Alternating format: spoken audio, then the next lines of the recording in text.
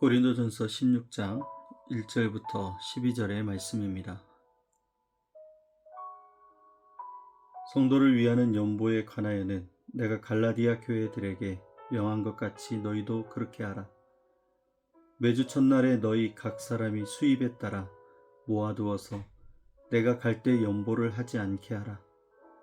내가 이를 때에 너희가 인정한 사람에게 편지를 주어 너희의 은혜를 예루살렘으로 가지고 가게 하리니, 만일 나도 가는 것이 합당하면 그들이 나와 함께 가리라.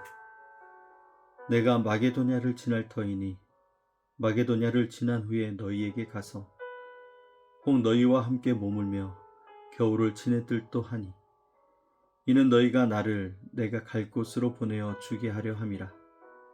이제는 지나는 길에 너희 보기를 원하지 아니하노니, 이는 만일 주께서 허락하시면 얼마 동안 너희와 함께 머물기를 바람이라.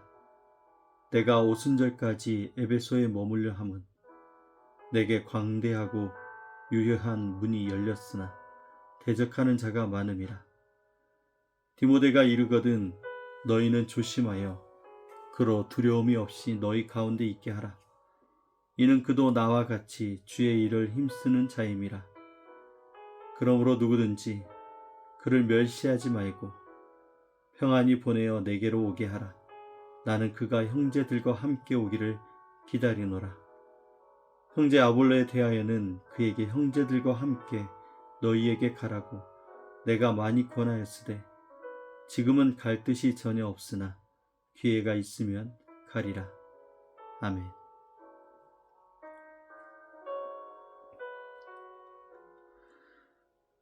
오늘도 함께 5가지 묵상법을 가지고 함께 묵상하며 하루를 시작하겠습니다.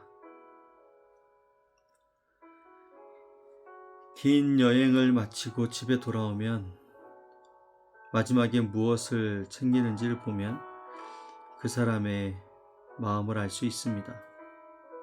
어떤 사람은 서둘러 짐을 챙깁니다.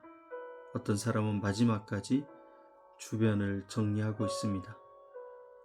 그리고 또 다른 사람은 함께했던 사람들에게 감사의 인사를 남기기도 합니다. 마지막은 언제나 중요합니다. 왜냐하면 마지막에는 가장 중요하게 생각하는 것이 남기 때문입니다. 고린도전서도 마찬가지입니다. 바울은 지금 편지를 마무리하고 있습니다. 그런데 마지막 부분에 와서 갑자기 헌금 이야기, 선교 계획 이야기, 동역자에 대한 이야기를 꺼내고 있습니다. 그냥 말씀을 보면 행정적인 내용처럼 보입니다. 하지만 바울이 지금까지 고린도전서 전체를 통해 설명했던 복음이 실제 삶 속에서 어떻게 나타나야 하는지를 보여주고 있는 말씀입니다. 15장에서 부활의 복음을 선포했던 바울이 이제 16장에서 그 복음을 살아가는 모습을 보여주고 있습니다. 복음은 예배당 안에서만 머무는 것이 아니고, 복음은 우리의 손과 발을 통해서 흘러갑니다. 오늘 본문은 복음을 붙든 사람의 삶이 어떤 모습이어야 되는지를 우리에게 보여주고 있습니다. 오늘 말씀에서 우리가 만나는 하나님은 어떤 하나님일까요? 오늘 말씀의 하나님은 자기 백성을 서로 돌보게 하시는 하나님이십니다. 예루살렘 교회가 어려움에 처했을 때 하나님은 다른 교회들을 통해서 그들을 공급하셨습니다. 하나님은 홀로 일하지 않으십니다. 교회를 통해서 일하시고 성도를 통해서 성도를 돌보십니다. 또한 하나님은 복음의 문을 열어주십니다. 오늘 9절 말씀에 광대하고 유효한 문이 열렸다고 말합니다. 문을 여신 분은 하나님이십니다. 사람이 길을 만드는 것 같지만 결국엔 하나님께서 길을 여십니다. 그리고 하나님은 동역자를 세우셔서 디모데와 아볼로를 통해 사역을 이어가십니다. 하나님의 일은 한 사람의 능력이 아니라 하나님의 사람들을 통해서 이루어지는 것입니다. 오늘 본문 속의 하나님은 공급하시는 하나님, 길을 여시는 하나님, 그리고 사람을 세우시는 하나님으로 오늘 우리 가운데 나타나고 있습니다. 오늘 말씀을 통해서 오늘 우리에게 지시하시는 말씀은 무엇일까요? 오늘 말씀은 우리에게 혼자서 신앙생활하지 말라고 얘기하십니다. 고린도 교회가 자신들의 문제도 많았지만 그럼에도 예루살렘 교회를 돌아봐야 했습니다. 신앙이란 자기 문제만 바라보는 것이 아니라 하나님은 나를 통해 누군가를 위로하시고 누군가에게는 공급하시고 또 다른 사람들은 세워가기를 원하신다라는 것입니다. 또한 하나님은 열린 문을 보라고 말씀하십니다. 우리는 자꾸 닫혀있는 문을 바라보고 있습니다.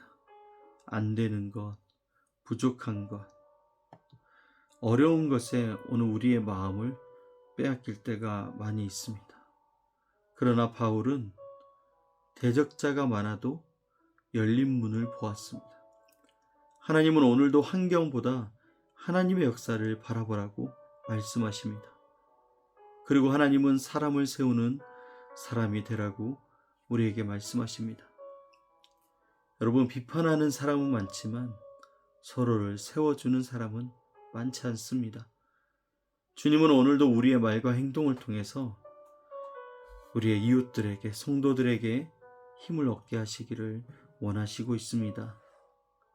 오늘 말씀을 통해 우리가 회개해야 될 것은 무엇일까요? 우리는 받은 은혜보다 우리의 각자의 형편을 먼저 생각할 때가 많습니다. 그래서 누군가와 나누기보다는 다 움켜쥐고 싶어 합니다. 서로 돕고 나누기보다 계산하면서 나의 유익은 어떻게 되는지를 확인하려고 합니다. 또 하나님의 열린 문보다 눈앞의 문제에 더 집중할 때가 많이 있습니다. 하나님이 하실 일을 기대하기보다는 지금의 현실의 어려움을 더 크게 바라보는 연약함들이 나타날 때가 많습니다. 그리고 사람을 세우기보다 오히려 비판하고 판단할 때가 많이 있습니다. 여러분, 십자가로 나를 받아주신 그 주님의 사랑을 잊어버렸다면 우리는 회개의 자리로 나아가야 됩니다. 격려하지 못하고 실망하고 있는 우리의 모습, 서로를 품기보다는 거리를 두고 관계를 조절하는 모습, 기도하지 않고 서로 평가하면서 살아가는 오늘 우리의 모습을 회개해야 되는 것입니다. 오늘 우리가 붙들어야 될 약속은 무엇일까요? 하나님은 지금도 필요한 것을 우리에게 공급해 주십니다. 예루살렘 교회를 돌보셨던 하나님께서 오늘도 자기 백성을 돌봐주시고 있습니다. 하나님은 우리 앞에 복음의 문을 열어주십니다. 사람이 막을 수 없는 문을 여시고 사람이 열 수 없는 문도 열어주십니다. 또한 하나님은 자신의 일을 홀로 맡기지 않고 디모데와 아볼로를 준비하셨던 것처럼 오늘도 하나님의 사람들을 세우며 함께 일하게 하십니다. 그래서 우리는 두려움보다 신뢰를 선택할 수 있습니다. 하나님은 지금도 일하고 계십니다. 여러분, 오늘 말씀을 통해서 우리는 오늘 어떻게 순종해야 될까요? 여러분, 한 주간 받은 은혜를 잘 흘려보냈으면 좋겠습니다. 도움이 필요한 사람을 외면하지 말고 물질이든 시간이든 기도이든 격려이든 하나님께 받은 것을 나누며 살아가는 우리가 되어야 됩니다. 또한 닫힌 문보다 열린 문을 찾는 훈련을 해야 됩니다. 불평보다 감사로, 염려보다 기대로, 두려움보다 믿음을 선택하는 우리가 되어서 한 사람을 세우는 삶을 살아야 됩니다. 우리의 가족들 안에서, 교회 안에서, 직장 안에서 오늘 우리가 건네는 한마디의 격려가 누군가를 다시 세울 수 있습니다. 고린도전서가 마지막 장에 이르렀지만 바울은 여전히 복음을 이야기하고 있습니다. 다만 이번에는 설명이 아니라 삶으로 보여주고 있습니다. 복음을 아는 사람은 나누는 삶을 살게 되고 하나님의 여신문을 볼 수가 있습니다. 복음을 아는 사람은 사람들을 세우는 일에 힘쓰며 그리고 그 모든 것이 부활을 믿는 사람들의 삶이라고 이야기를 하고 있습니다. 복음이란 입술에서 끝나지 않고 삶으로 완성이 됩니다. 오늘도 하나님께서 우리를 통해 복음이 흘러가게 하시고 하나님이 열어주신 그 문을 발견하게 하시고 함께 믿음의 길을 걸어갈 사람들을 세우시는 그 은혜를 허락하시기를 소망합니다. 여러분, 오늘 하루도 이 복음으로 살아가시고 오늘 복음을 아는 사람으로 사람을 세우며 믿음으로 살아가며 하나님이 여신 문을 발견해서 그 믿음의 길을 걸어가는 우리 모두가 되길 원합니다. 주께서 오늘도 함께 하실 줄 믿습니다. 그 주님을 따라가는 여러분의 여정이 되기를 주님의 이름으로 축복합니다. 기도하겠습니다. 사랑의 하나님 아버지, 오늘도 말씀을 통해서 우리를 가르쳐 주시니 감사합니다. 우리를 구원하시고 끝까지 돌보시는 주님의 은혜를 찬양합니다. 그러나 우리는 받는 은혜를 너무나 잘 잊어버리고 우리의 형편만 바라볼 때가 많이 있습니다.